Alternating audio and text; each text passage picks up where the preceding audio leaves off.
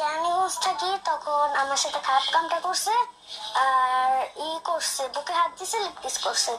যখন আমরা যে বাসে বর্তমানে আমার আম্মু থাকে সে বাসে এই ঘটনাটা হয়েছে। তারপরে এটা আমার আম্মু ঈদের 4 দিন আগে ধরা পড়ছে। পরে আমার আম্মু আমাকে জিজ্ঞেস করছে। সম্মানিত দর্শক, আসসালামু আলাইকুম রহমতুল্লাহি ওয়া বারাকাতুহু। আজকে খুবই গুরুত্বপূর্ণ একটা ইস্যু নিয়ে কথা বলবো, যেটা দেখার পরে আমার নিজেরই শরীরটা একেবারে শিউরে উঠেছে। আসলে আমরা এই জাতি কোন দিকে এগুচ্ছি?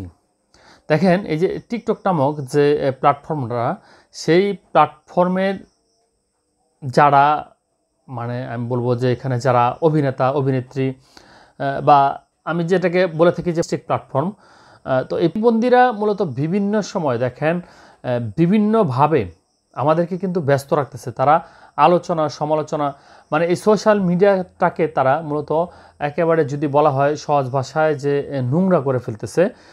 তার একটা ধারাবাহিক যে পারফরমেন্স আমরা দেখলাম, যে ইতিমধ্যে আমরা অনেককে দেখেছি। সাম্প্রতিক সময় আমরা দেখলাম যে প্রিন্স মামুন এবং লায়লা, তাদেরকে নিয়ে ব্যাপক আলোচনা সমালোচনা হচ্ছে। এবং তারও আগে আমরা দেখলাম যে অনেক কিছু হয়, এগুলা বলে শেষ করা যাবে না। তবে সাম্প্রতিক সময় যেটা হচ্ছে, আপনার জুনিয়র সাকিব খানকে নিয়ে এখন তুমুল আলোচনা চলতেছে, যে নাকি বিয়ে করছে একজন বিবাহিত মেয়েকে, এবং তার যে ওই ঘরের সন্তান আছে, মেয়ে আছে, তার সঙ্গেও নাকি সে আবার কি বলবো যে কার্যক্রমে নিয়োজিত হয়েছে। তো এটা ভাই খুবই দুঃখজনক। এবং একেবারে ল লেভেল থেকে উঠে আসা লোকজন যারা কিন্তু টিকটকে পারফর্ম করে এখন নিজেকে হিরো মনে করতেছে, তার নাম দিছে জুনিয়র সাকিব খান। বুঝেন অবস্থাটা, কোথায় সাকিব খান, কোথায় আগরতলা, আর কোথায় উপরতলা। আর এখন এমন একটা সিচুয়েশন হচ্ছে, আমরা দেখা যায় যে স্বাভাবিক যারা পরিশ্রম করি, কাজ করি, দিন শেষে জীবিকা অর্জনের জন্য, জীবন জীবিকা অর্জনের জন্য আমরা সারাদিন ক্লান্ত থাকি, পরিশ্রান্ত থাকি, এবং রাত্রে এসে যখন বাসায় এসে আমরা একটু ফেসবুকে একটু স্ক্রল করতে যাই, তখন তারা সামনে চলে আসে। এবং তারা এমন এমন কার্যক্রম করে যে দেখবেন যে ফেসবুকে সব অসভ্য ভিডিও টিডিও দিয়ে তারা কিন্তু প্রচুর পরিমাণে টাকা পয়সা আর্ন করতেছে। তো এটারই প্রতিফলন কিন্তু ভাই এটা, এই মেয়েটার কথাবার্তা শুনলে আপনারা বুঝতে পারবেন। উনি বলছে ওরে আমার আম্মু ওনাকে মাফ করে দিছে। পরে বলছে, উনি বলে কি তোমার মেয়েকে ওর আব্বুর কাছে দিয়ে দাও। পরে আমার আব্বুর কাছে আমাকে দিয়ে দিছে। দেওয়ার পর ওনাদের কি হয়েছে আমি বলতে পারি না, এনে আবার ঝগড়া হয়েছে। আমার বাড়িয়ালি আন্টি বইলা দিচ্ছে, বাড়িয়ালি এই যে মেয়েটার মতো আপনারা কথা শুনলেন, সে মেয়েটাকে সে লিপ কিস করছে এবং তাকে কি বলে অনেক কিছু, এগুলো ভাষায় বলা যাচ্ছে না, এই ধরনের কাজ করছে। এটা মূলত হচ্ছে যে জুনিয়র সাকিব আছে, তার আগের ঘরের সন্তান, তার ওয়াইফের আগের ঘরের সন্তান। এখন দেখেন ক্লাস 4-এ পড়ে একটা মেয়ে, 11 বছরের একটা মেয়ে। আব্বুকে বলবো কেন? আব্বুর কাছে রেগুলার তো আশা পড়তো না। আমি আব্বুর সাথে রেগুলার আশা করতো না। না। আচ্ছা, তোমাকে কি কেউ শিখিয়ে দিয়েছে? না।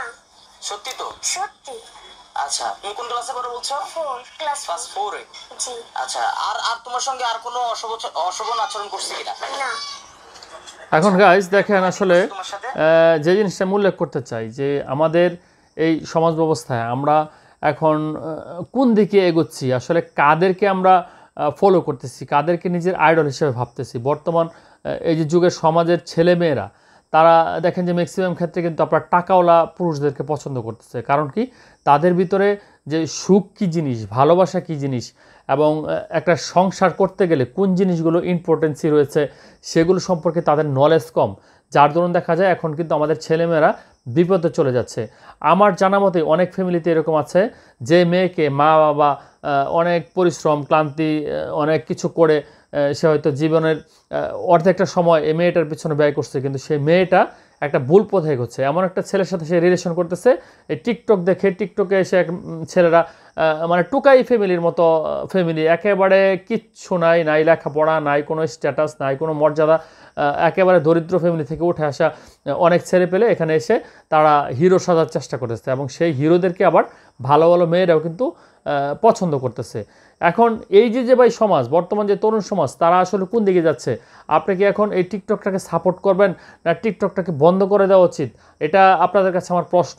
আমরা যদি সকলে আওয়াজ তুলি, সকলে যদি যার যার জায়গা থেকে প্রতিবাদ করি তাহলে কিন্তু এই টিকটক বাংলাদেশ থেকে বন্ধ করা সম্ভব। এই টিকটকের মতো অথেস্টিক যে প্ল্যাটফর্মগুলো রয়েছে সেগুলো কিন্তু আমাদের জাতিকে কোনো কিছুই ভালো মেসেজ দিচ্ছে না, ভালো উপহার দিচ্ছে না, বরং দিন শেষে আমরা এই যে একটা কড়া গণ্ডির মধ্যে বন্দী হয়ে যাচ্ছে এবং আমাদের ছেলেগুলো মেয়েগুলো অথর্বতে পরিণত হচ্ছে। তো আপনি কি মনে করেন এই বিষয়টা সম্পর্কে? আপনার মতামত প্রত্যাশা করতেছি। ধন্যবাদ।